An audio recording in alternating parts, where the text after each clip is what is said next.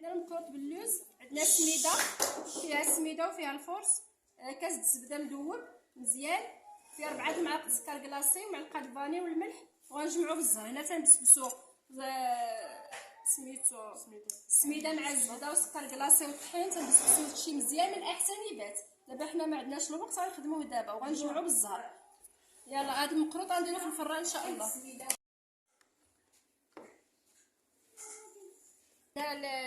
سميتو المقروط ديالنا ها هو، تديروا فيه 22 والتمر معجون بالزبده واللوز والجنجلان والمسكه، ولا بغات تزيد القرنفل ولا قريفه ولا يزيدها، حنا المهم خلينا غير في المسكه. صافي تنلبسو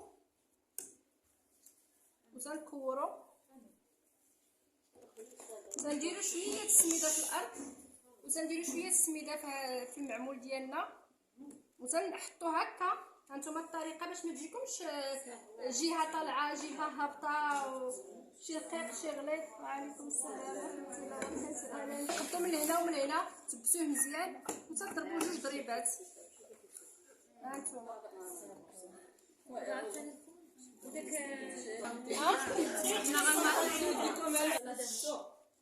ما تنديروش السميده بزاف، غير شويه من الاحسن ما نديروهاش، غير شويه. تسقطوها هكا مزيان وتطلعوا.